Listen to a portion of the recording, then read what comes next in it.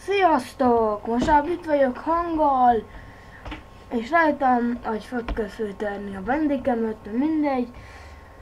Igen, most hát volt egy pár játékom, aztán becsesződtem rá, úgyhogy nem tudom, hogy mit játszunk, szavazzatok. Szerintem most játszhatnánk majd egy kicsi SimCity 4-et, mert 5-ös nem megy el még a gépen. De ahogy ha megszerzem a, nem tudom, hogy hol van a CD-m, úgy van CD-m Stronghold 2-höz, Deluxe Edition-höz.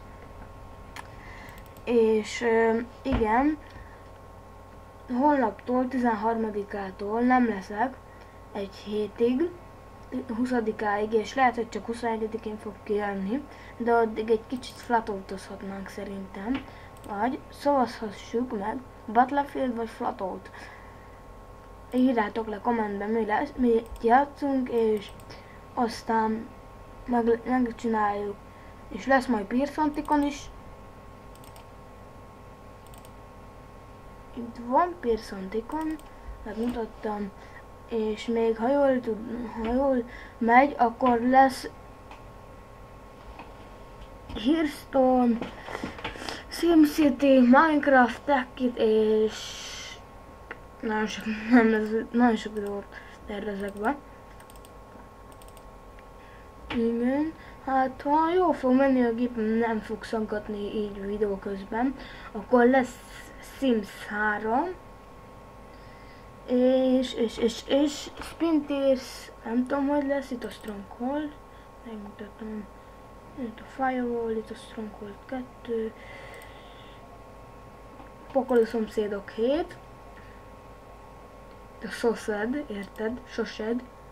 Domination Company, csak még nincs hozzá a termékkódom. Ezt meg kellene találnom valahol, csak holnakat a zsolmat oldal a játékot, és nem tudom, hogy hol vannak ezek a cuccok.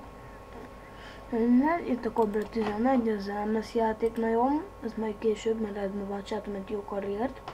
Agrár Simulator, ez annyit sem ér, hogy belagoltosan. Mondjuk jó játék, de hát lagol egy kicsit a gépen. Ez semmi. Eurotrack az nem megy, Tomb Raider Legend lesz, és hát ha akartok farmos rész is lesz.